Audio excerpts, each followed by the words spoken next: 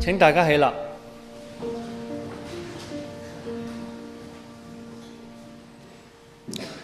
在至高之處榮耀歸於神。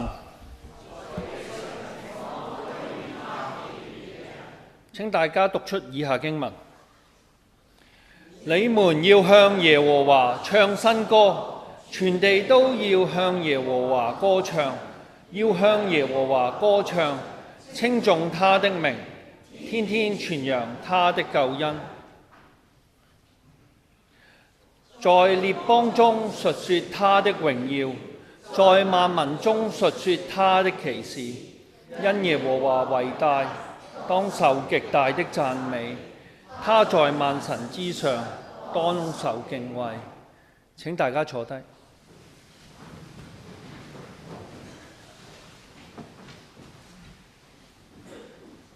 我哋跟住有個認罪時間，咁大家揾到位置之後呢，就可以安靜片刻啦。大家可以低頭安靜片刻，思想一下過去一星期，大家有啲乜嘢做得唔好嘅，可能令到神唔喜悅嘅，或者令到你嘅鄰居難過嘅事。我哋一齊有一齊公禱一齊禱告嘅時間。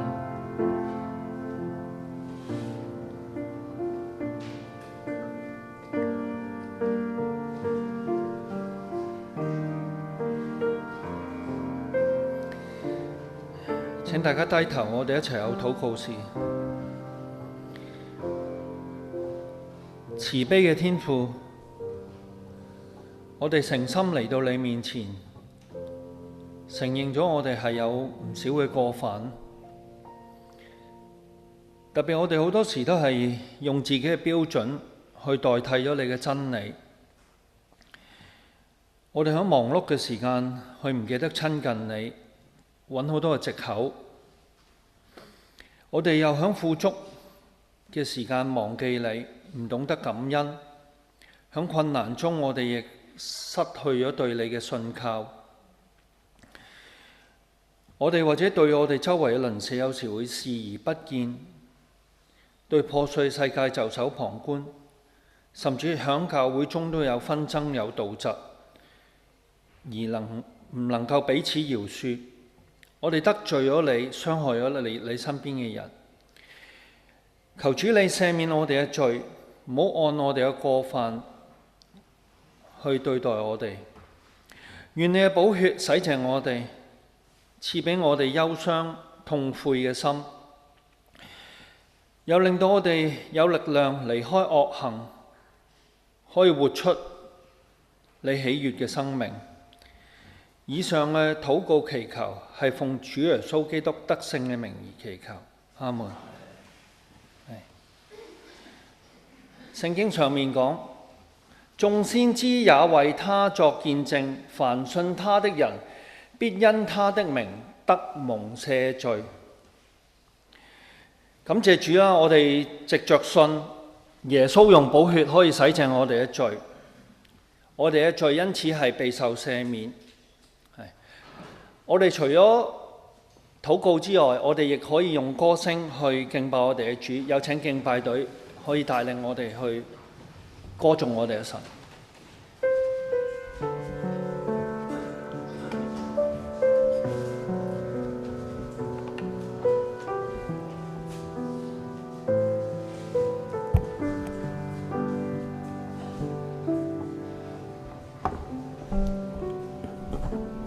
弟兄姊妹早晨，讓我哋一同嘅起立，感謝神。今日我哋同樣嚟到神嘅面前，放下我哋嘅重擔與憂慮，讓我哋嘅心單單去仰望高舉我哋嘅王，去敬畏同謙卑嘅心去俯伏去敬拜他。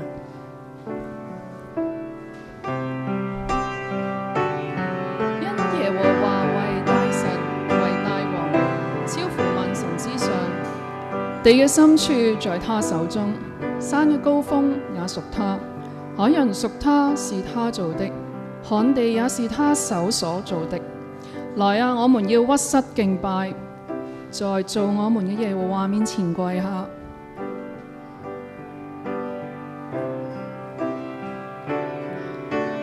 有請弟兄。你極偉大，萬有都歸你，主宰一切，你是王，尊貴主，我竟然屈膝你前，讓我頌讚你。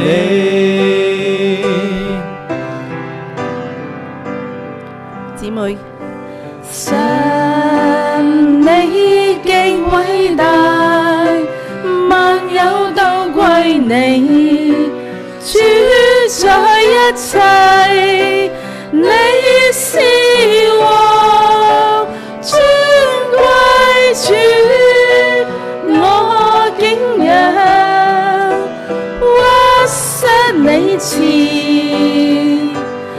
讓我頌讚你。弟兄姊妹，神你極偉大，萬有都歸你，主宰一切，你是王，尊貴主，我竟然屈膝你前，讓我頌讚你。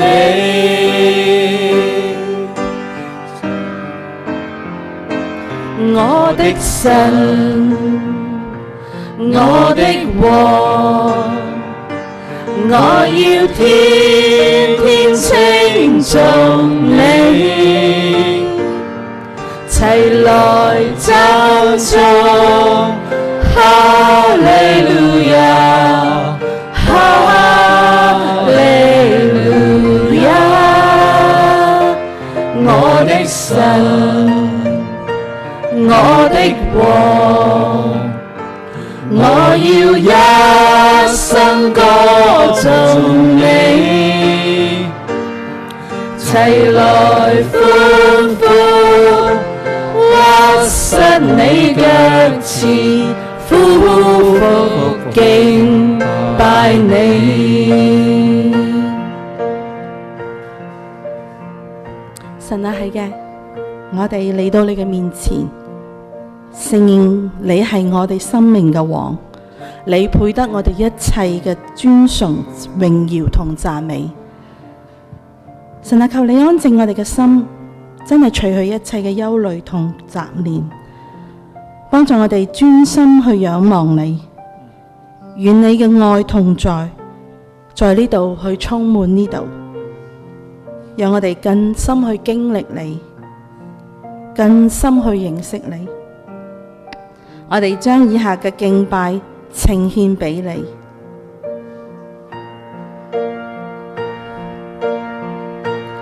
我的神，我的王，我要天天稱頌你，齊來讚頌哈利路亞，哈利路亞，我的神。我的王，我要一生歌頌你，齊來歡呼，屈膝你腳前，俯伏敬拜你。我的神，我的神，我的王，我的王。我要一生歌頌你，齊來歡呼，屈膝你腳前，俯伏敬拜你。我的神，我的神，我的王，我的王。我要一生歌頌你，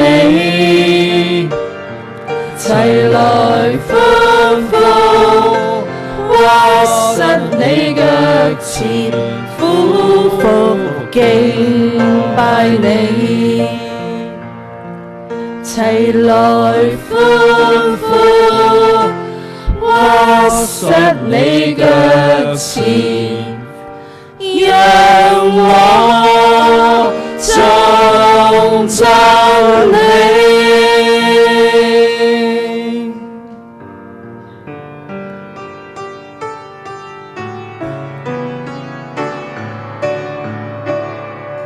憑信他離別唔易，因信前言奉上愛子，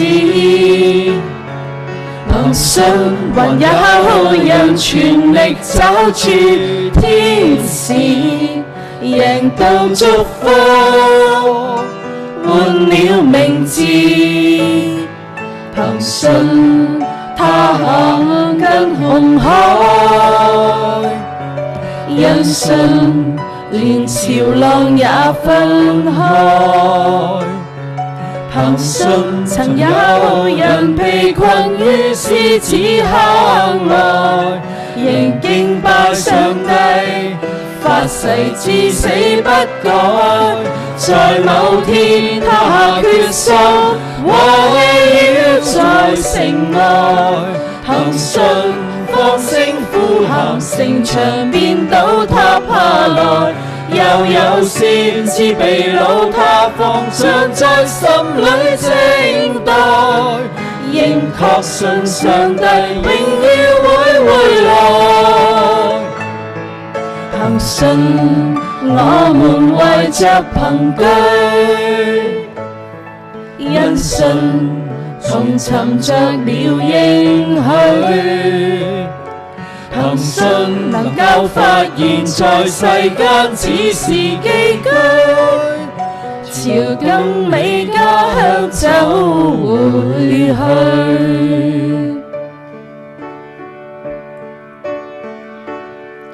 憑憑信他離別唔易，因信全然奉上愛子，憑信還有人全力抓住天使，贏到祝福，換了名字。憑信他行近紅海，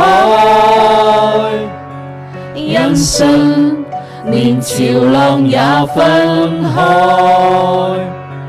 憑信曾有人被困於獅子坑外，仍敬拜上帝，發誓至死不改。在某天他下決心，圍繞在城外，憑信放聲呼喊，城牆變倒他爬來，又有先知被擄他服，常在心裏靜待，仍確信上帝榮耀會回來。憑信我們懷着憑據，因信同尋着了應許，憑信能夠發現在世間只是寄居，朝更美家鄉走回去。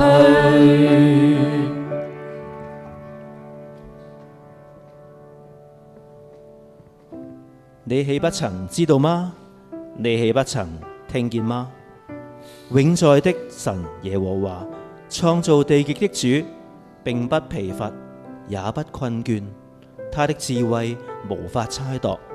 疲乏的他賜能力，軟弱的他加力量。就是少年人也要疲乏困倦，強壯也必全然跌倒。但那等待耶和華的必重新得力。他們必如鷹展翅上騰，他們奔跑卻不困倦，行走卻不疲乏。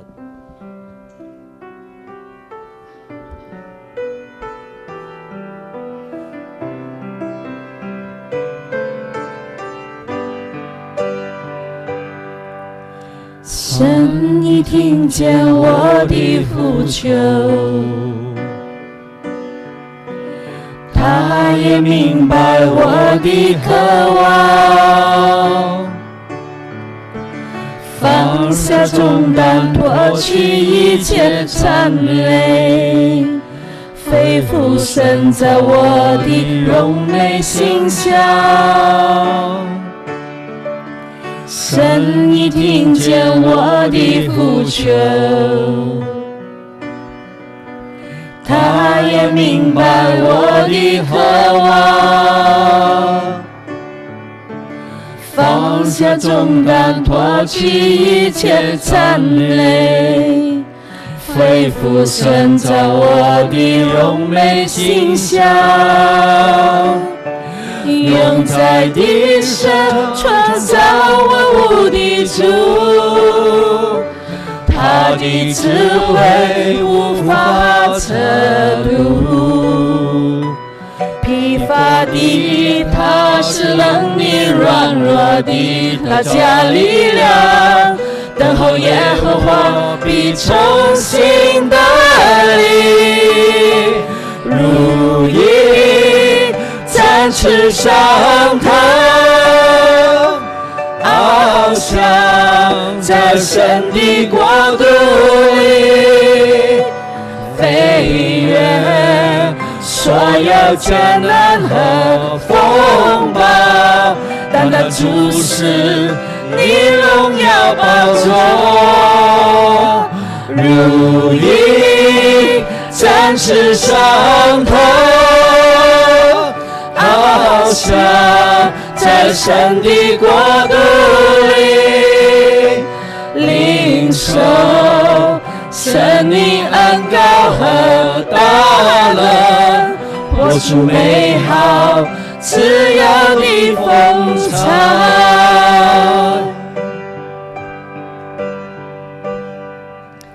神已聽見我的呼求，他也明白我的渴望，放下重擔，脫去一切纏累，恢復神造我的榮美形象。永在的神創造我的主，他的智慧無法測度，疲乏的他是能力軟弱的他加力量，等候耶和華必重新得力，如鷹展翅上騰，翱翔在神的國度裡，飛越所有艱難和風暴，單單注視你榮耀寶座，如鷹展翅上騰，翱翔在神的國度裡，領受生命恩膏和大能，活出美好自由的風采，如鷹展翅上騰，翱翔在神的國度裡，飛越所有艱難和風暴，單單注視你榮耀寶座，如鷹展翅上騰，翱翔在神的國度裡，領受生命恩膏和大能，活出美好自由的風采，領受生命恩膏和大能，活出美好自由的風采。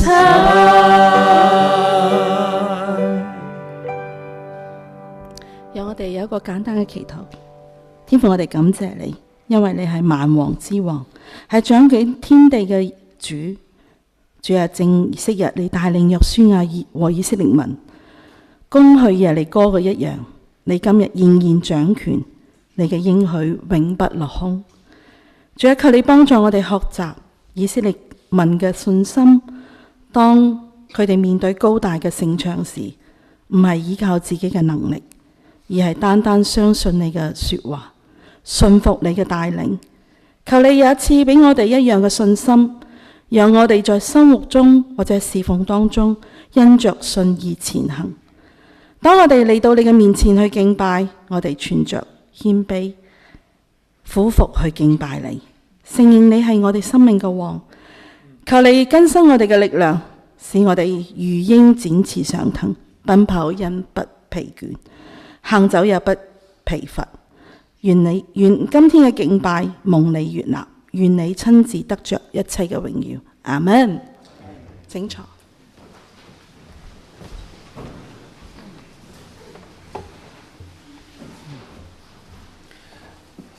感恩我哋有敬拜都同我哋一齊歌頌我哋嘅主啦。咁我哋一息間呢，有奉獻嘅時間嘅。咁呢，我哋除咗用歌聲之外呢，我哋仲可以用金錢去回應神同埋教會嘅愛啦。咁但係如果唔明白奉獻意義嘅弟兄姊妹或者朋友啦，新參加嘅朋友啦，佢可以將奉獻袋傳開就可以㗎喇。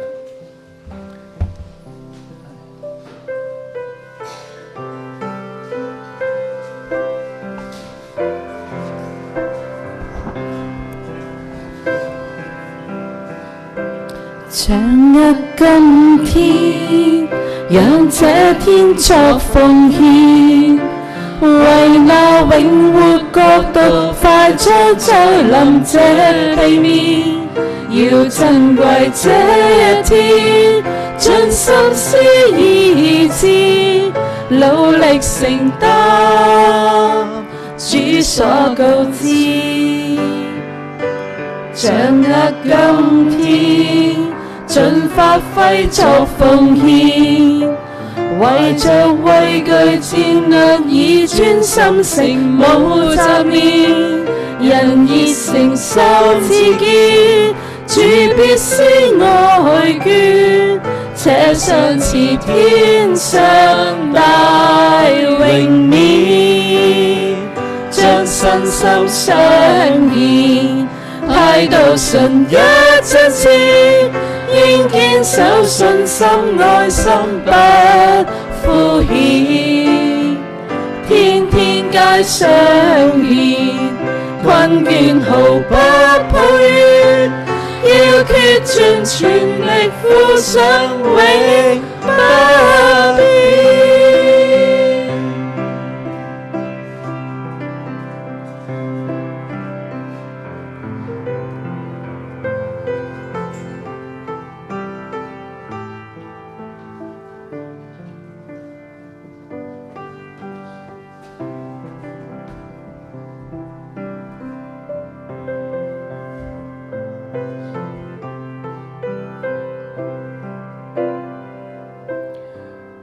感謝主，我哋有獻金啦，我哋有 Rebecca 姊妹為我哋嘅獻金禱告。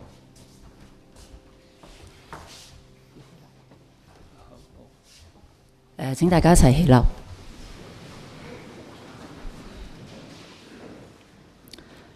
慈悲嘅天父上帝，我哋滿心感謝嚟到你嘅施恩寶座面前，萬物都係因着你而做，藉着你而立，為你而活着。多謝你對我哋每一個人嘅揀選，你用獨特嘅方法去揾我哋每一個，等候我哋每一個人嘅悔改。我哋生命裏面所有嘅一切，冇一樣嘢唔係你厚厚恩典嘅記號。感謝主，你賜俾我哋嘅生命同埋恩賜，亦都真係俾我哋有產業、有孩子、有金錢，教導我哋喺世上面做好你嘅託管者。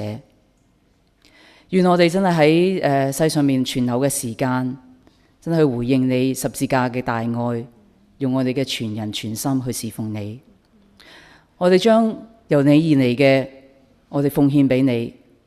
願你去使用呢啲嘅奉獻，供應教會嘅需要，擴展教會嘅事工。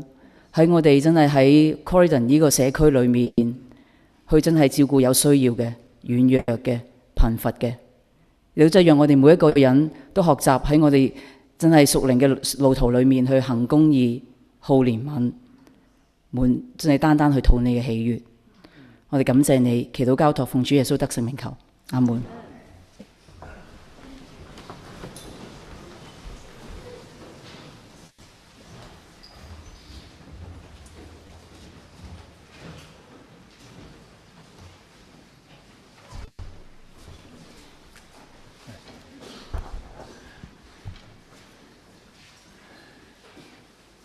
跟住我哋有公禱嘅時間啦，我哋都係為咗世界同埋本地同埋堂會啦，特別咧本地啦，可能大家都有睇到新聞啦，有個白人年青人咁啊，因為唔知係咪叫警察處理有啲失誤啦，令到佢即係過身，咁引發咗好多衝突啊！唔知大家有冇留意？咁啊，亦可能都係有少少種族嘅衝突啦，同埋有啲反移民嘅引起啦。我哋特意為咗呢件事去誠心禱告啦。請大家低頭默禱一陣，跟住我帶大家一齊去禱告。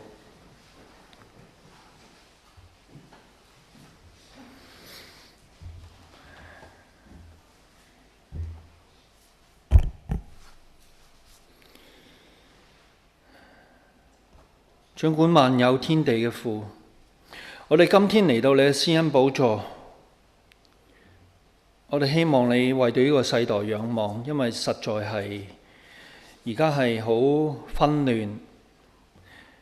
首先喺國際上面，我哋真係求你可以介入美伊嘅和談啦，讓呢個事情唔好再擴大，亦讓佢哋中間談判嘅時候有一啲嘅分歧，都讓你真係喺當中移走佢哋當中嘅互相唔信任同埋不安同埋分歧。主啊，願你真係可以掌權啦，拆走一切雙方虛假嘅承諾，即係賜下一啲真誠同埋勇氣，令到呢個談判真係唔係響言語嘅，係可以締造一個長久嘅和平。為咗中東呢個地方困擾咗世界都好多年啦，以百年計嘅事情真係可以穩定落來。我哋亦願你真係可以介入俄烏戰爭。我哋過去一段眨眼都4年啦，我哋好多時都係會向你祈求。主要我哋唔知道你嘅時間表係點樣，但係我哋真係好希望你響當中讓到佢哋可以有和談啦，令到人民嘅死傷唔好再增加啦，讓你軟化掌權者嘅心腸，讓你即係賜下智慧俾佢哋，讓佢哋真係可以平息呢個衝突，令到流離失所嚟到英國亦都有好多嘅難民啦，佢哋可以早日去返屋企。天父，呢度我哋亦將英國本地嘅一件事情向你擺上啦，特別響修咸頓啦，修咸頓呢個地方啦，有一個年青人 Henry 去，因為警方處理可能有啲失誤嘅時候，令到受咗傷嘅 Henry 竟然係被當作呢個犯人嘅綁起，用手扣綁起，而令到佢可能因為咁樣有啲延咗救治，而係過世。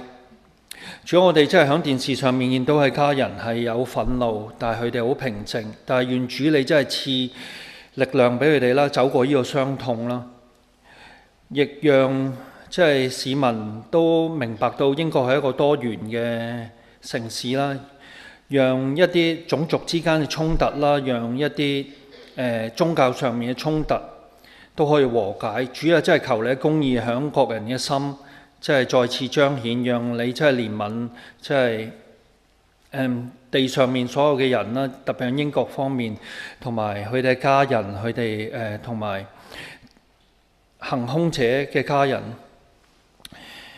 天父，呢度我哋亦將教會向你擺上啦。主要我哋真係知道教會上面我哋亦有好多軟弱嘅肢體啦，特別身體上面、心靈上面，讓天父你真係親自可以醫治佢哋，讓佢哋真係正在患病等候醫治嘅弟兄姊妹都向你嘅手上面，讓你真係可以按住你應許親自撫摸住佢哋嘅身體啦，舒緩佢哋嘅痛楚，讓佢哋喺病患當中都可以有盼望嘅力量，亦都賜俾佢哋嘅家人有平安同埋恩典。主啊，我哋真係知道你喺聖經上面講過，我係耶和華，係醫治你嘅主。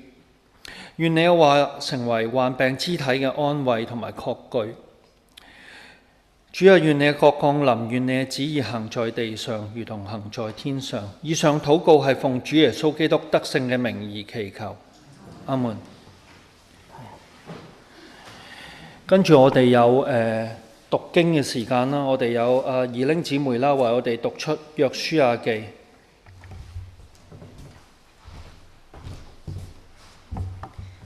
今日讀嘅經文喺約書亞記6章1至5節、16至19同埋25至27節。我哋開始約書亞記6章1節。耶利哥的城門因以色列人就關得嚴謹，冇人出入。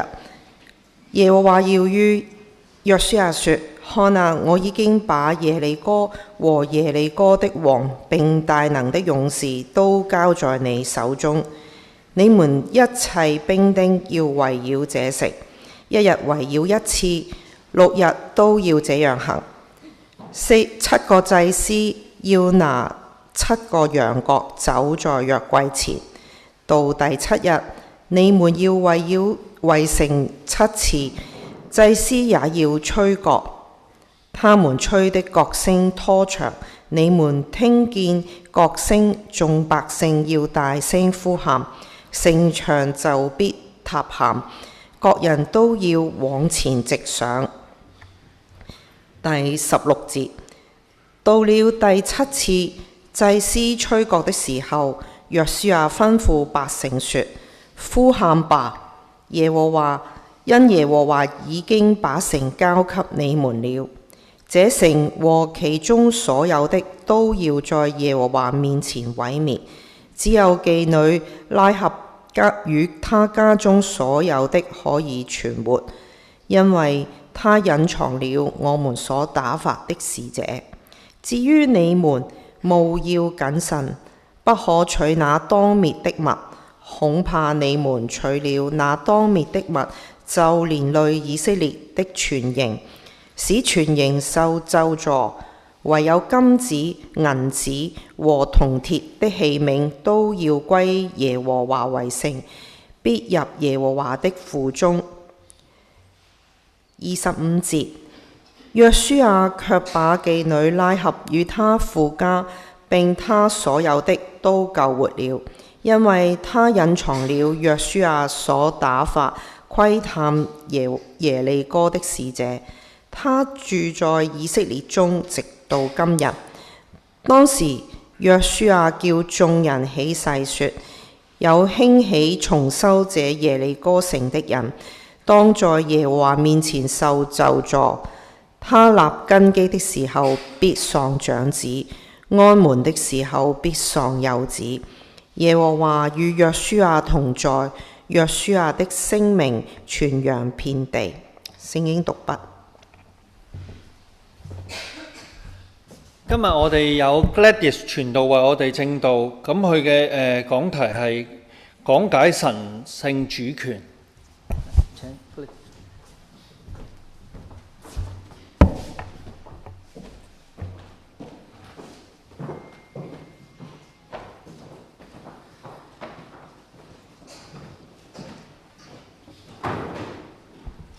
弟兄姊妹早晨，好開心又嚟到 Croydon。每次嚟到呢，我都要述說上帝嘅恩典，因為我有平安嚟到啦。今日呢，西邊嗰邊呢又冇 tube 喎，咁呢好驚險呢，搭咗架叫 Oxford Tube， 我以為真係 tube， 原來佢唔係一個 tube， 佢係一架 coach。咁即係好驚險咁樣，即係上咗啦，跟住就嚟咗啦。咁啊好感恩啦，早到咗仲可以。咁啊同大家分享呢個題目神聖主權。咁啊，上次喺上個星期喺 Bromley 係咪 Stratford 講嘅時候咧，我就唔係呢個講題嘅，我轉咗一個講題。OK，咁我想問下，你覺得佢哋玩緊咩遊戲啊？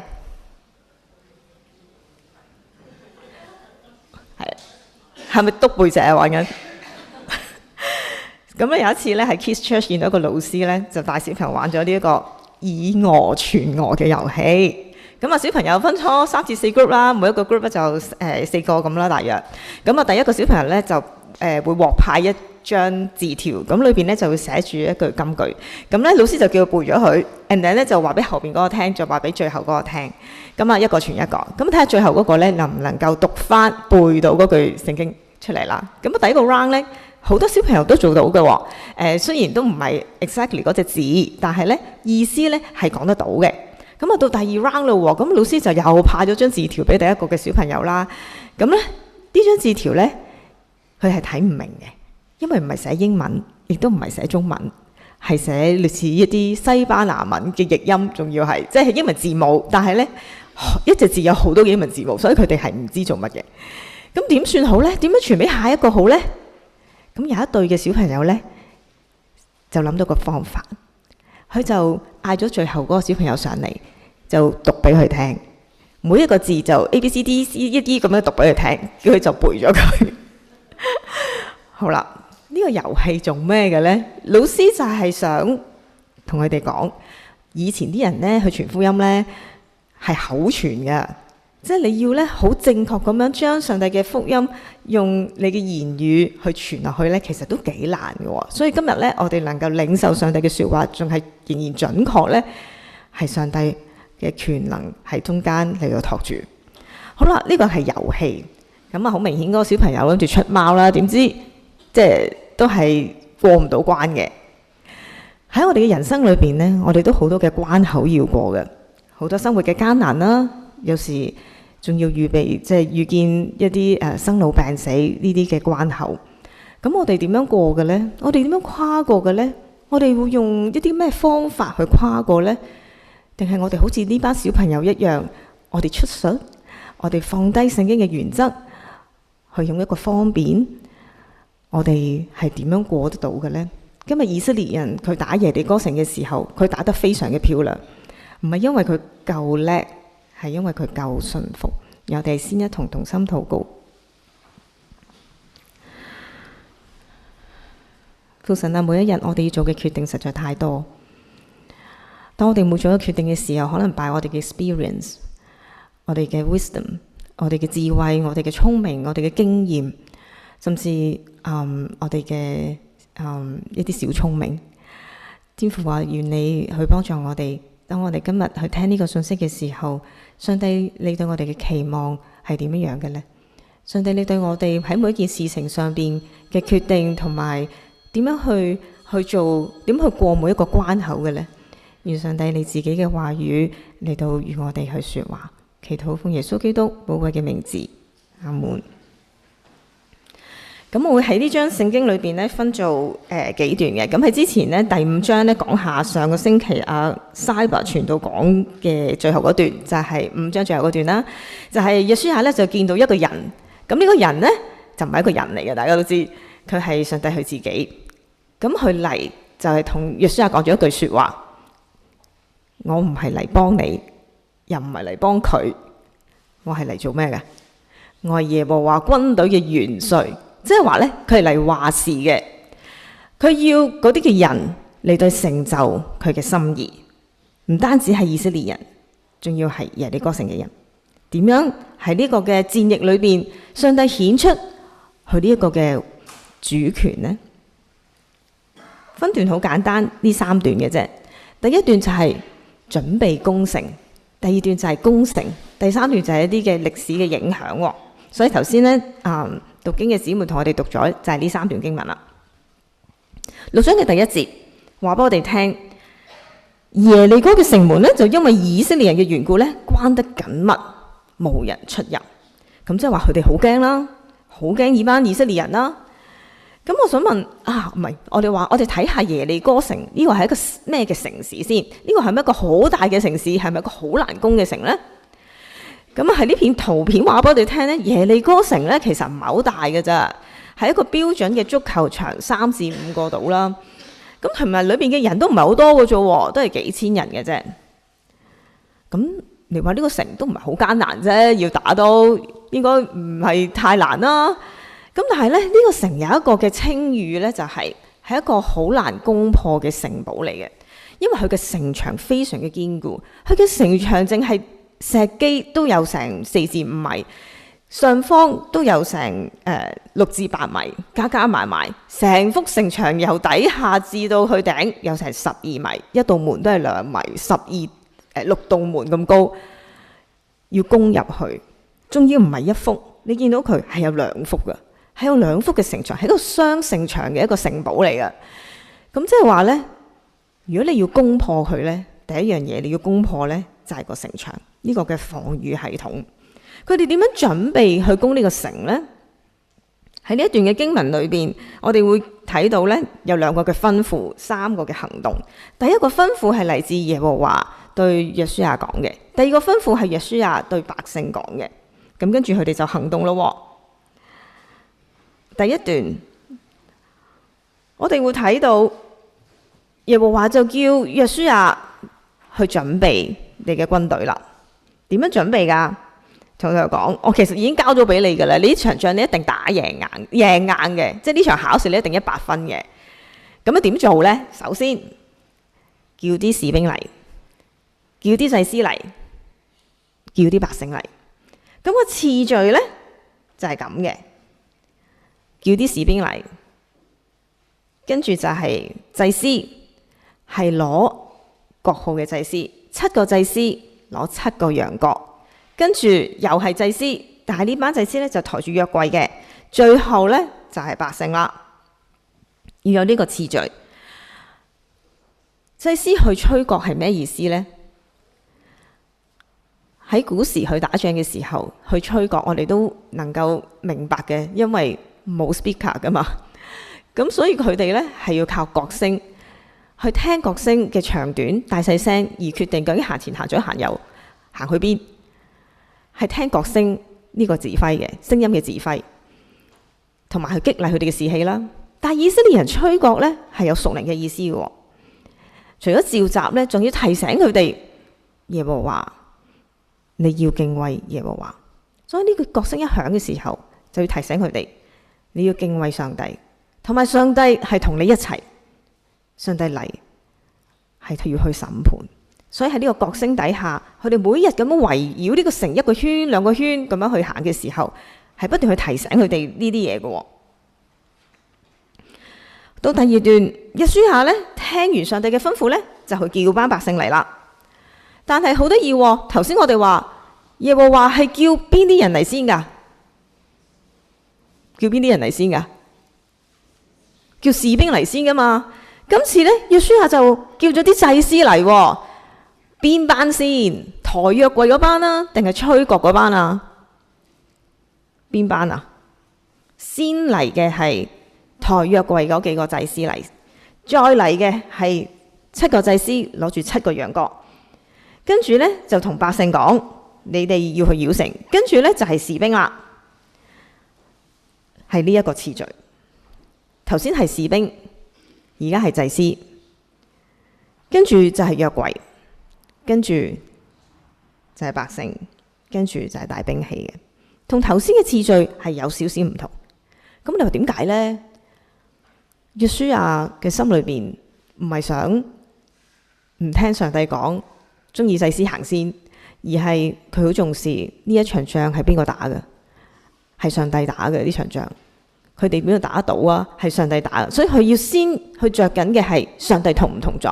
所以先嚟嘅唔係吹角嘅祭司，仲要係要抬約櫃嘅祭司先嚟，因為約櫃係代表住上帝嘅同在。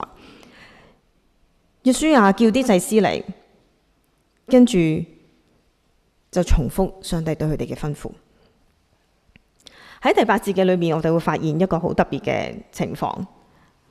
佢話按照約書亞對百姓所說嘅，即係話咧，其實咧嗰班百姓一聽完約書亞講咧，就即刻嗱嗱聲咧去列隊，好似小朋友排洗咁。而家食 snack 噶啦，茶點時間快啲排洗啦，佢哋就好快走去排洗嘅。咁啲百姓又好快走去排，唔係排洗，好快走去列隊咯佢哋。咁其實呢約書亞都未講完嘅，其實仲有一節嘅第10節，之後仲話你哋唔可以講嘢，呢一6日都唔可以講嘢。直至到第7日，繞城7次先可以講嘢。好啦，講完呢一切嘅吩咐，去到呢一個行動嘅日子啦。第1日、第2日至到第7日，你覺得約書亞嘅心情係點嘅呢？唔使咁急啊，慢慢嚟得噶啦，上帝會搞掂噶啦。定係佢都好緊張呢？約書亞睇嚟都幾緊張，因為佢清晨早起。我今日都好早起身，因為瞓唔着。我4點幾就起咗身，係跟住我隔離嗰個人呢，即係我老公呢，就話，佢突然間講咗句嘢，好精神講一句嘢，個鐘係咪壞噶？跟住我話唔係嘛，即刻睇下自己嘅手機先，冇啊，冇喺度啊，4點幾啦。佢話咁光嘅，跟住呢1秒佢就瞓着咗啦，跟住我就瞓唔着，一直都瞓唔着到而家。清晨早點解？我逢親講到嗰日就係咁嘅，基本上好緊張，好着急，有啲嘅即係驚啲車又唔得啦咁樣，所以有啲緊張。所以呢班嘅百姓，即係呢班即係約書亞咧，都好緊張喎，即刻起身去遵行上帝嘅説話，去繞城1次、2次，繼續去繞城。喺咁嘅繞城底下，你有冇發現呢2段嘅經文，呢3段嘅經文有一啲嘅字母經常出現㗎？邊一個字母？邊個字母經常出現㗎？7個祭司，7個羊角，行7日，第7日要行7次。7，我哋知道咧喺聖經裏邊呢個七字咧係屬於上帝嘅，係一個完美嘅意思。咁有六有七，你又覺得係想到一啲咩嘅嘢呢？有六有七，會想起上帝嘅創造呢？6日嘅創造，第7日上帝定為聖日，嗰日係尊耶和華為大，係尊上帝嘅主權嘅時刻。百姓唔可以做嘢，呢個係上帝嘅日子，係一個神聖時刻。所以點解七係有一個特別嘅意思，係一個屬於上帝嘅意思。仲有節期，我哋比較熟悉嘅係逾越節啦。但逾越節咧裏邊咧係有7日嘅喎，7日之後嘅7個星期就係七七節。七七節就係我哋話去紀念摩西頒布律法書。7個月之後咧就係住棚節啦。住棚節就係紀念佢哋40年喺曠野嘅時間，上帝無間斷嘅供應同埋看顧。所以當成段嘅經文去提到7嘅時候，係俾讀起上嚟嘅以色列人去知道，甚至當其時行緊出嚟嘅以色列人去知道上帝嘅同在。呢一個係神聖嘅時刻，上帝會搞掂，會為佢哋去打勝呢場仗。我哋話有角聲，有祭司，有約櫃，有安息日嘅提醒，有節期嘅提醒。約書亞亦都先去着重上帝嘅同在，甚至百姓都急不及待嚟到去排隊去準備呢場嘅戰事。佢哋好信服，即講即做。呢一個係一個準備打仗嘅情況咩？點解唔係儲糧、練兵、製武器，甚至製啲長梯攀過個城牆？點解唔係呢啲嘅？其實佢哋做緊乜啊？佢哋做緊呢一樣嘢，佢哋敬拜緊。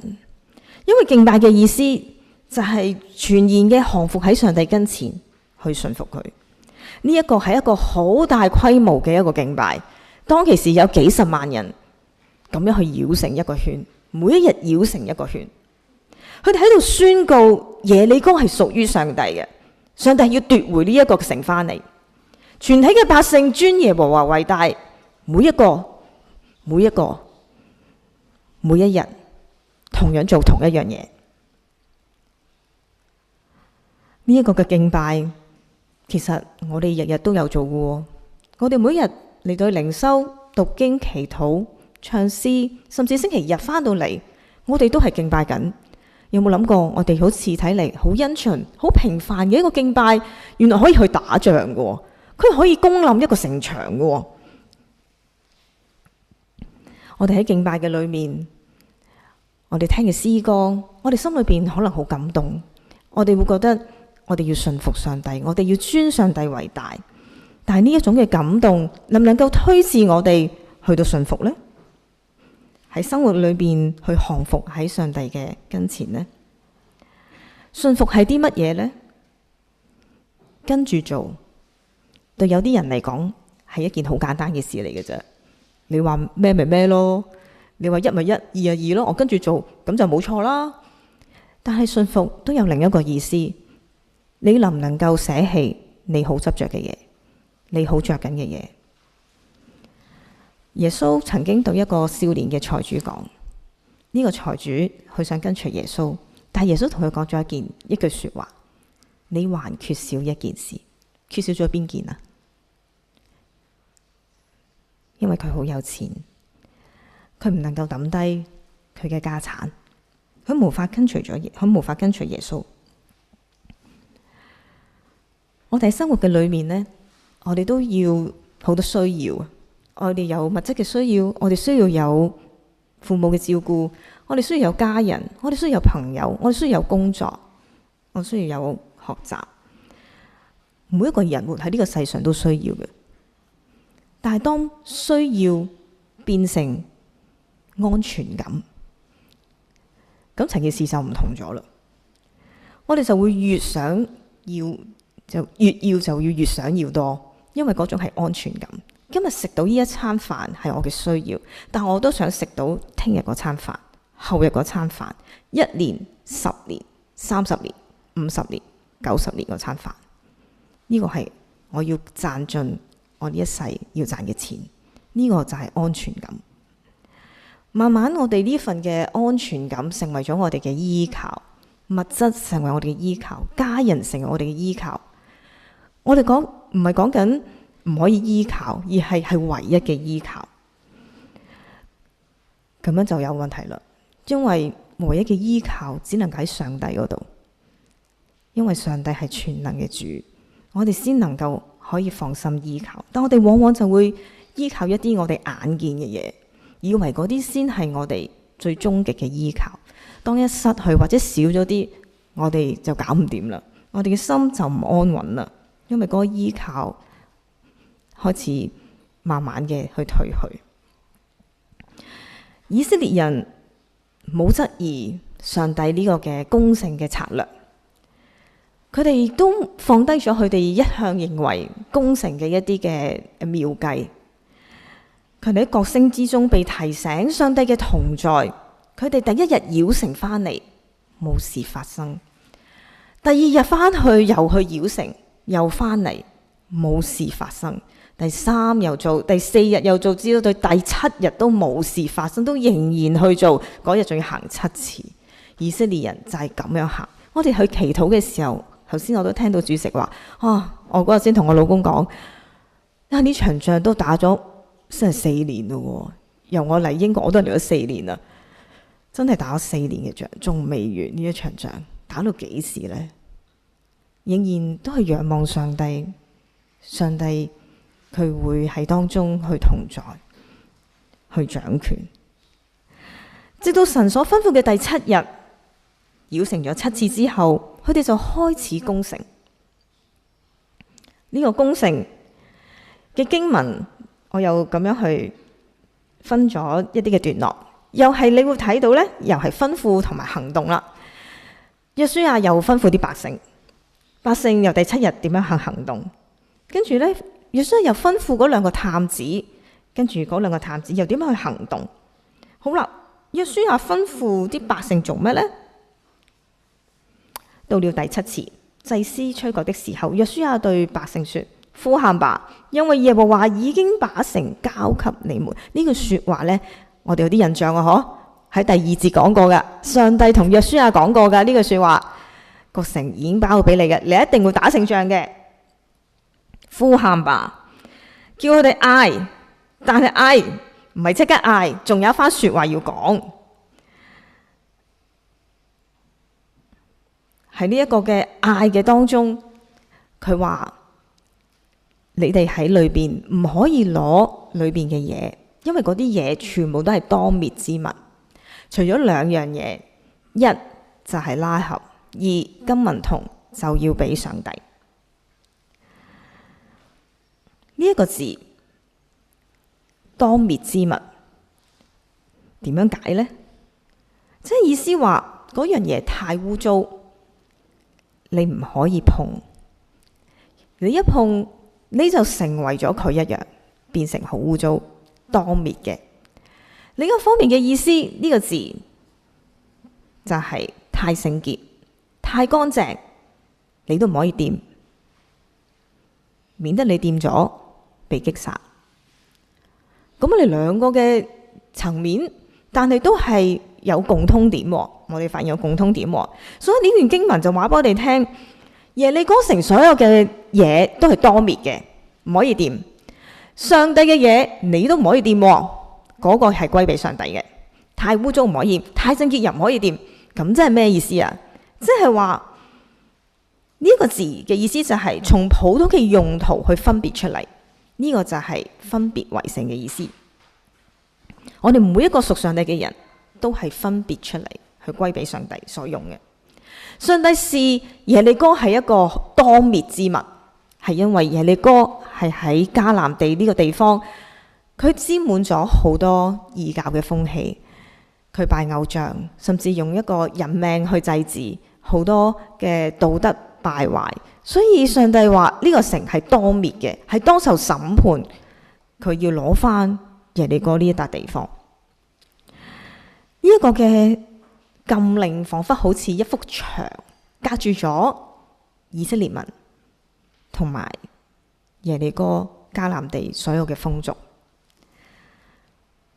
以色列人佢要保存佢純潔嘅信仰，唔可以沾染呢一啲嘅物件，成為咗佢哋嘅後族嗰啲嘅人，成為當滅嘅。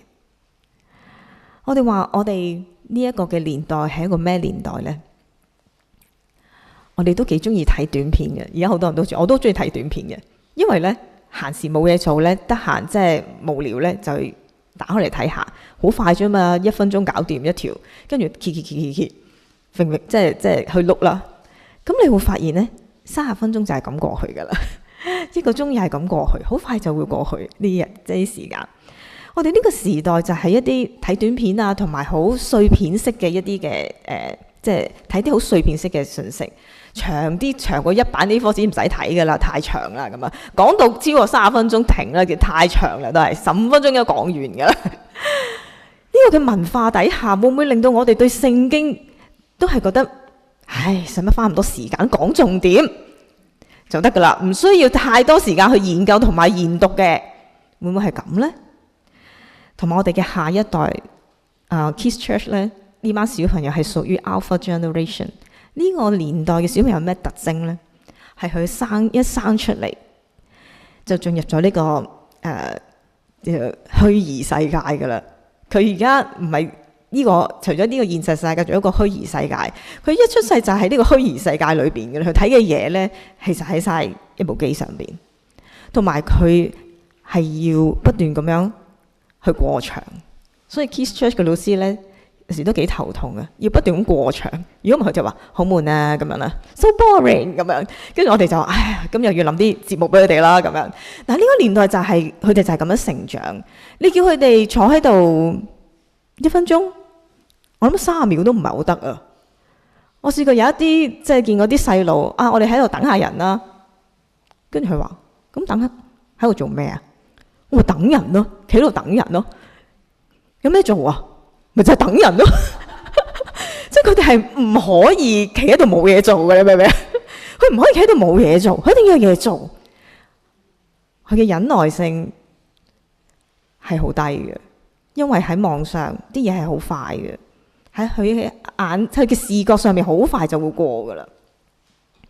所以我哋要為到呢個下一代去祈禱，同埋求主俾我哋有智慧，點去牧養佢哋。喺以色列嘅百姓，去按住約書亞嘅吩咐去做，佢就係咁樣入到去大嗌，唔係應該咁講，係準備入去，準備大嗌。好啦，到20節嘅時候呢，佢哋就大聲呼喊，城牆就隨住倒塌。呢件事我哋聽咗好多次，係一個神蹟啦，即係我諗冇人反對呢個係神蹟。但係當中係講緊乜嘢呢？百姓忍咗幾多日啊？忍咗7日，終於可以講嘢啦！忍咗7日。我哋 staff retreat 唔知 Cyber 傳道有冇分享佢自己係 staff retreat 嘅感覺呢？我哋今次嘅 staff retreat 呢，啱啱喺5月發生咗，係叫做 silence retreat， 有22小時係唔可以講嘢。22小時唔可以講嘢，可以食飯，可以去廁所，可以瞓覺嘅。咁但係都唔可以講嘢喎。即係你食飯要點啊？明明成圍台都係坐滿人，但係唔講嘢。跟住咧，明明個同房瞓喺隔離，同佢講句早晨同埋晚安都唔講，係咪好冇禮貌啊？全班同工真係好冇禮貌嗰幾日，又唔打招呼，又冇禮貌。連咧同對方笑一下咧都冇喎。阿 Isabel 咧嗰日分享就話，其實係講唔講嘢啫嘛，冇話唔可以笑係嘛，冇話唔可以微笑係嘛，同對方。點解啲人全部都咁酷嘅咁樣？跟住我哋話唔係喎，咁又講得啱喎。我哋真係全部人咧好慣性地咧就係耷低頭自己做自己嘢。嗱，嗰22小時唔係真係做自己嘢，唔係俾你去預備講章啊，預備主日學啊，係俾你安安靜靜24小時，係嗰個神聖時間係俾上帝嘅，係單單對住上帝，你去祈禱，你去反省，你去睇聖經。係咁樣啊！當我哋成班同工22小時冇講過嘢，即係大約差唔多一日啦嚇，去到我哋嘅集中點一個 hall 度，主持人都唔俾我哋講嘢喎，直至到唱第一首歌《Shout to the Lord》嗰一刻，我企喺差唔多最前嘅部分，我聽到後邊好雄壯嘅聲音，唔係淨係大聲，係好 powerful， 一個好 powerful 嘅一個力量啊！唔係，即係我開始想像到以色列人嗰種呼喊，並唔係好大聲咁樣，哇！唔係咁啊，醒晒啦即刻，sorry 啊，打擾大家，唔係咁樣啊，係因為佢儲咗7日啊，佢唔講嘢，佢敬拜上帝，好似我哋 staff 咁樣，22小時唔講嘢，佢單單去敬拜上帝，而再發聲嘅時候，係一種內裏發出嚟嘅宣告：耶和華為大，耶和華為大神。佢係宣告緊上帝嘅權能，上帝嘅主權。耶利哥要毀滅。喺呢個情況底下，我哋睇到乜嘢呢？耶利哥城嘅人以為嗰幅嘅城牆可以保護到自己。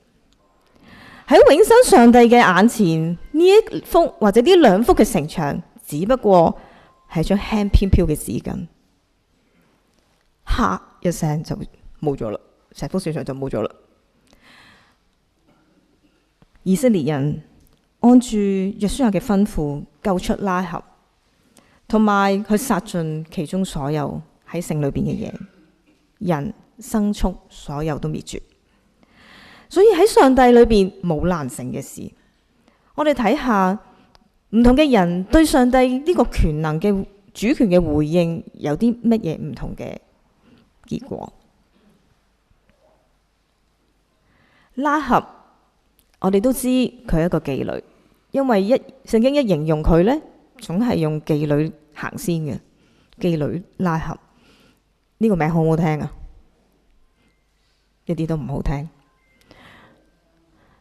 但係拉合喺耶利哥城，佢成為耶利哥人，佢係咪應該當滅噶？因為耶利哥所有嘅人、所有嘅嘢都係當滅噶嘛，所以拉合理應當滅噶。但係佢不但止冇被滅絕，反而上帝拯救佢，帶挈埋佢嘅屋企人，帶埋佢哋去到以色列嘅百姓當中去居住，甚至耶穌基督嘅家譜有佢呢個名。喺馬太福音第1章，耶穌基督嘅家譜有拉合個名，因為佢係耶穌基督嘅先祖。拉合選擇投靠上帝，同樣懼怕嘅呢一班耶利哥城嘅人，佢選擇去相信佢哋覺得穩妥嘅嗰2幅城牆。拉合去降服喺上帝嘅跟前，佢得着拯救。相反喺耶利哥城嘅人點樣呢？耶利哥城全部被毀滅啦，甚至受一個咒詛，凡重建耶利哥城嘅都會喪失佢哋嘅大仔細仔。咁有冇人重建過耶利哥城呢？有喎。喺列王記上第16章話俾我哋聽，真係有人走去重建呢一座城。立根基嘅時候就死咗個大仔，立門嘅時候就死咗個細仔。約書亞嘅結局呢，即係呢一章嘅結局呢，佢嘅名聲傳遍全地，因為耶和華與佢同在。佢經歷到第1章嘅時候，上帝俾佢嘅 promise。無論你往哪裏去，我都同你一齊。第1章呢一個結構，如果你有印象，我哋話呢係一個即係我去講第1章嘅時候呢，我發現呢一個係一個好美麗嘅結構。簡單啲嚟講就係，我發現到原來呢點樣剛強壯膽啊？原來你係要先去晝夜思想上帝嘅說話，同上帝嘅説話係 synchronize， 佢諗乜你諗乜 ，and then 去遵守上帝嘅説話，你就能夠剛強壯膽。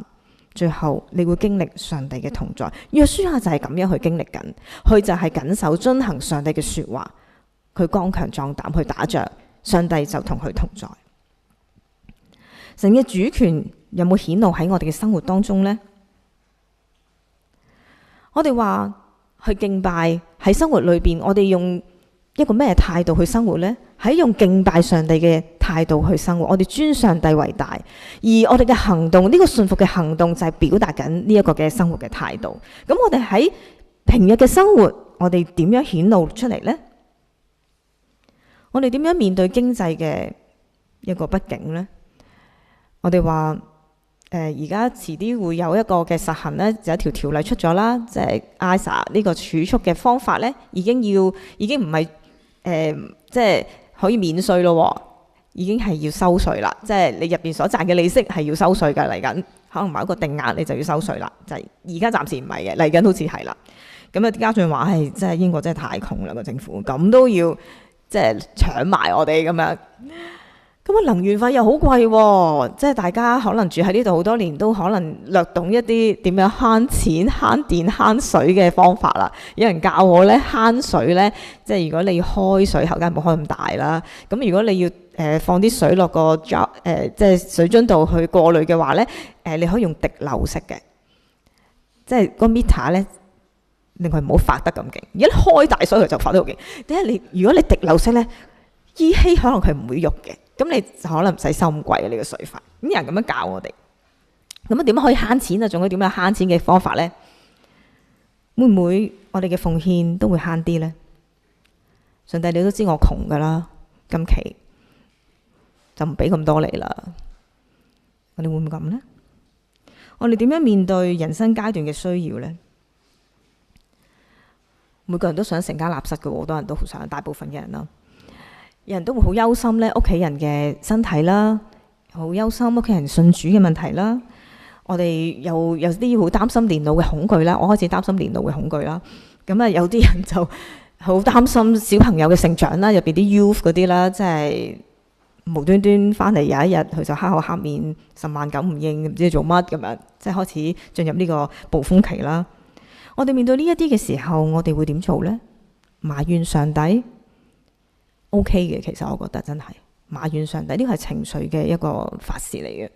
但係問題就係你埋怨完又點呢？事情係冇改變嘅，係情緒係抒發咗嘅，但係事情係冇改變嘅。用自己嘅方法去改變，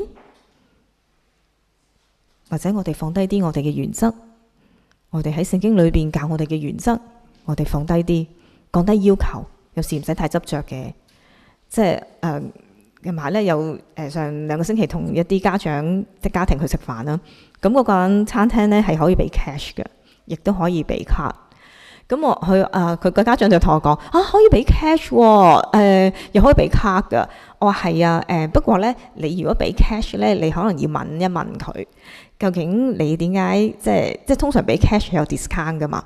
咁就問下佢其實點解會可以俾 cash 有 discount 嘅咁樣？咁如果佢純粹話俾你聽，冇啊，我都係唔費事交嗰個即係俾卡嘅手續費咁嘅啫，就鼓勵啲人俾 cash 咁樣。咁就 OK 咯。但係如果係另一個原因，可能就係佢會逃稅啦，佢會避稅啦。如果係咁嘅情況，身為一個基督徒，我哋俾 cash 定係俾卡呢？咁我哋又要去睇清楚喎。即係喺我哋生活裏邊，其實如果我哋仔細去睇，有好多嘅事情係我哋會跌入喺呢啲嘅 trap 裏邊，我哋冇去 aware。我哋求主去憐憫同幫助我哋，甚至我哋去不斷去操練呢一份嘅敬虔喺每一日嘅裏邊，好似以色列人一樣去經歷上帝嘅幫助。又好似拉合一樣得着拯救，好似約書亞一樣，去點樣一個仗一個仗咁樣打落去，去不斷經歷上帝的確係同佢同在嗰位嘅主。我哋一齊同心禱告。我哋天上嘅父神，我哋感謝你，多謝天父，你話俾我哋聽呢個我哋好熟嘅一個故事，連小朋友都識得背嘅一個故事，到今日同我哋講嘅時候，係一個乜嘢嘅訊息？上帝啊，你話俾我哋聽，每一日我哋嘅敬拜其實唔係只係一個儀式，甚至我哋星期日嘅敬拜都唔係一個儀式。我哋係講緊我哋全人嘅奉獻，全人嘅信服，呢個先係真正嘅敬拜。呢個儀式係去表達緊我哋呢份嘅心意。願上帝去幫助我哋呢個星期，我哋去留心有咩嘅事情，我哋要分別為聖，去以你為一個最大嘅掌握最大嘅主權。我哋祈禱奉耶穌基督得勝嘅名字，阿門。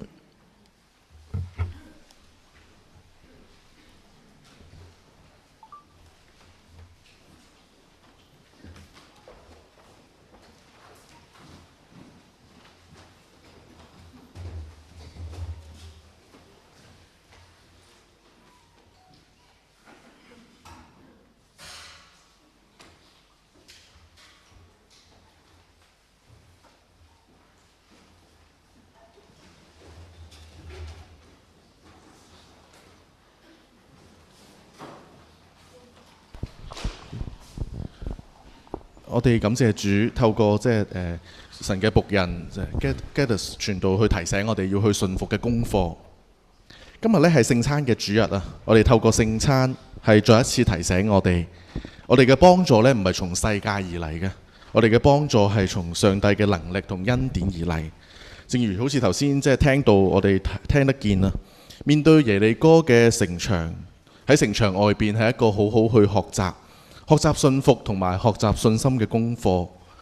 上帝咧用咗一個人眼裏邊睇落去唔合邏輯嘅方法去試驗佢哋對上帝嗰份嘅信心。呢一切咧唔係靠人嘅刀劍去得勝，反而係完完全全靠上帝嘅大能同恩典。今日啦，我哋當中或者有弟兄姊妹正正面對好似頭先Gaddis 傳道所提嘅，可能面對住生活或者適應嘅問題，或者種種嘅挑戰，就好似面對一座又一座巨大嘅耶利哥嘅城，一道又一道跨越唔到嘅高牆，令我哋可能感覺好無力、好受困。但今日我哋嚟到上帝嘅面前，睇見昔日上帝點樣用大能去擊退耶利哥城。今日耶穌基督亦都喺十字架上高親自為我哋去擊碎罪惡同死亡嘅高牆。無論面前嘅牆有幾高，無論困難有幾大，基督嘅得勝係我哋最大嘅依靠。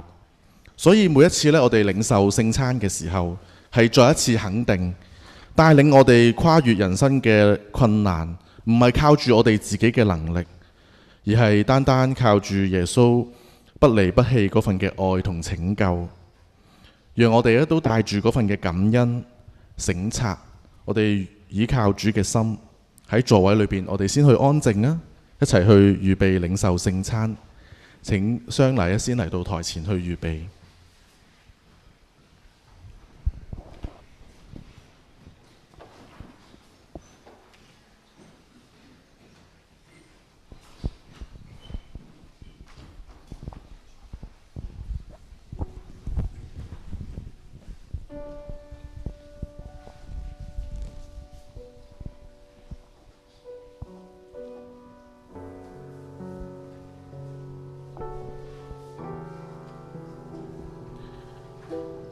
聖經咁樣去講到，我當日傳給你們的，原是從主所領受的，就是主耶穌被賣的那一夜，拿起餅來，祝謝了，擘開，說：這是我的身體，為你們捨的，你們應當如此行，為的是紀念我。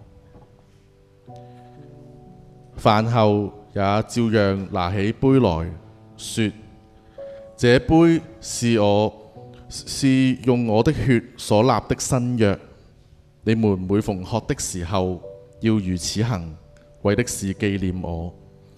你們每逢吃這餅喝這杯，是表明主的死，直等到他來。我哋嘅聖餐呢，喺教會裏邊，我哋係歡迎所有已經相信耶穌基督並且清楚自己得救嘅弟兄姊妹一同去紀念主嘅，唔一定要洗咗禮。但係若果你唔係好清楚自己係咪得救，亦都唔係好清楚自己嘅信仰，邀請你啊，你留喺座位當中去紀念主。而家先請已經相信主耶穌嘅，你好清楚自己得救嘅弟兄姊妹啊，一個一個從中間去嚟到當中啊，一同去領受主嘅餅同杯，一同去紀念主。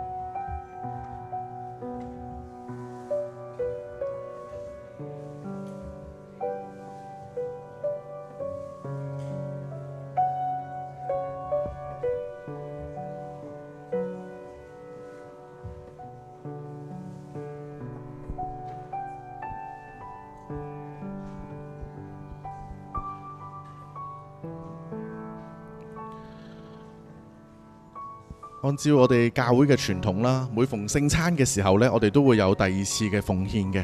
呢個奉獻係愛心嘅奉獻，預留俾經濟有需要嘅弟兄姊妹。請大家都稍作預備啊！我哋都為着聖餐感恩，同時為我哋有能力去獻上愛心嘅奉獻去預備。請司事。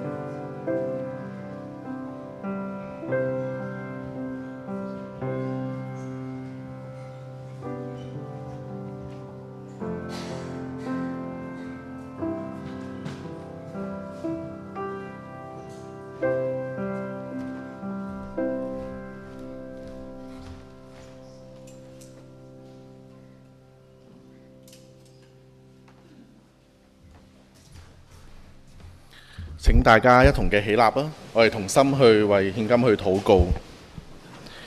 天父，我哋去感謝你喺聖餐裏邊向我哋顯明主你犧牲嘅愛。我哋依家為着獻上嘅愛心奉獻，求主你去悅納，並且使用呢份嘅奉獻，親自去安慰同幫助有需要嘅弟兄姊妹，讓人見到主嘅愛喺我哋當中。禱告奉主名求，大家請坐。接住係歡迎同報告嘅時間啊，咁都想問一問，我哋在座當中有冇新嚟嘅朋友呢？若果有嘅，請你起身啦，讓我哋去用掌聲去歡迎你。望落都係熟悉嘅面孔啊，咁所以鼓勵大家啦，繼續去邀請即係親友嚟到即係崇拜嘅裏邊啦。好，咁有冇下？係啦。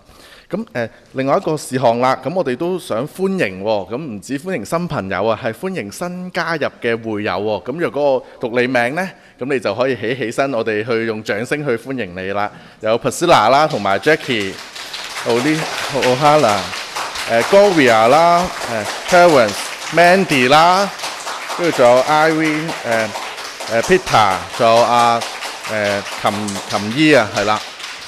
咁都可以俾一齊齊整啲，俾啲掌聲啦，係啊，大聲啲，係啦，歡迎大家，歡迎即係新嘅會友去加入，咁大家請坐。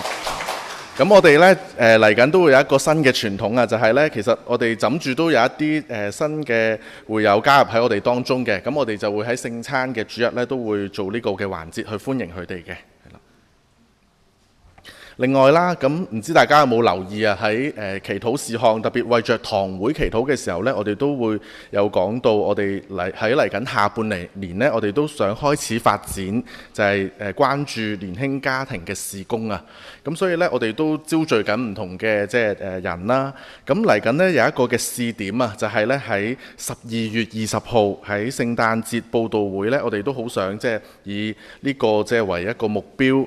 就係即係讓到年輕家庭啦，特別我哋當中其實有唔同嘅群體，但係我哋都想聚焦喺嗰一度。咁會有一個嘅音樂劇啊，咁可以下一張。咦？唔係喎，喺度我睇到係啦。咁我撳翻啦。咁其實呢個嘅劇呢，都係一個關於離開嘅故事啦，一個尋找身份認同嘅故事，亦都係一個因着愛贖回嘅故事啊。咁簡單嚟講呢，喺12月20號呢會有一個嘅報道會，我哋想用一個音樂劇嘅形式。咁嚟緊呢，我哋都想開始就係去揾一啲嘅弟兄姊妹去幫忙去參與喺當中。喺6月21號呢會有一個嘅試鏡。咁7月5號呢會係即係選購戲服嘅即係度身啦，係啦。咁排練呢，咁就係枕住喺之後啦，即係喺唔同嘅時間啦，就係喺崇拜後嘅時段。咁密集嘅排練呢，我哋預計啦，因為12月你有數得計。如果12月20號呢，我哋會有一套劇。咁10月到去12月呢，將會係即係最緊密排練嘅時刻。咁頭先講啦，就係即係報道會係喺12月20號啦。咁若果咧你喺因為有時係有啲人可能係嗰段時間係返咗香港，咁就可能就你想參與都未必有得參與。咁但係若果你係頭先所講上述嘅時間，你係喺英國嘅，咁都鼓勵你積極去考慮去參與啦。我哋誠邀中意唱歌啦，中意去有一啲嘅演戲或者想突破自己嘅弟兄姊妹去參與嘅。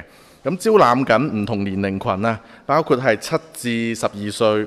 17至22歲或者30至50加係啦，咁我哋呢，即係嗰個嘅群體好闊嘅，因為嗰個劇呢有唔同嘅人啦，係啦，咁開心。咁截止嘅日期呢好近啦，就係6月10。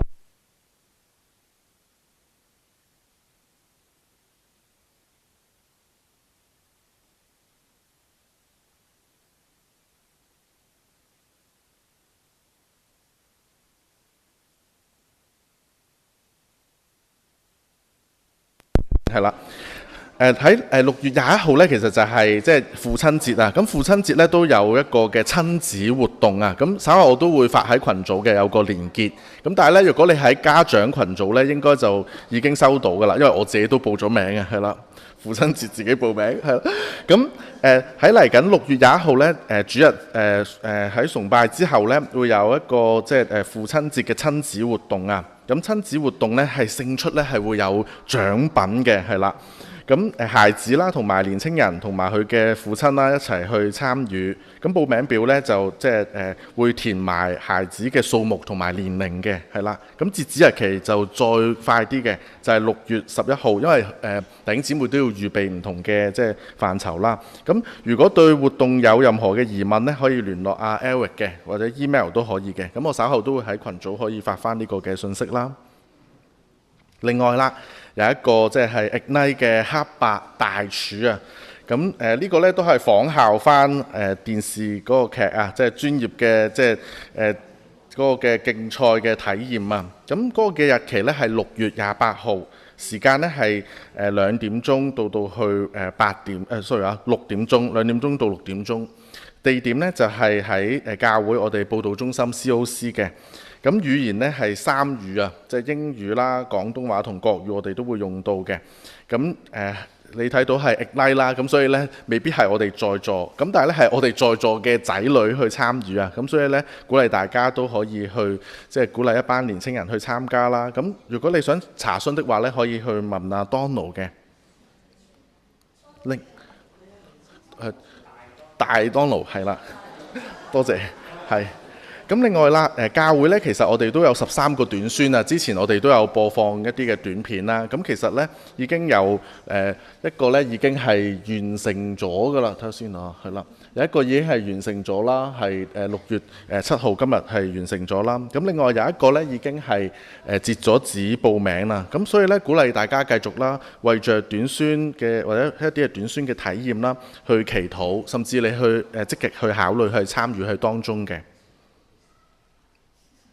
另外最後就係即係恩愛夫婦營啦，咁嚟緊我哋都會再加強宣傳啊，喺6月26到28號，鼓勵大家啦，即係去參與喺當中。咁最後我哋會去唱祝福詩啦，同樣啦，我哋係唱第2次嘅時候呢，我哋去彼此去祝福。唱完之後呢，我哋即係去有嗰個音樂完咗，我哋先至會去排凳嘅。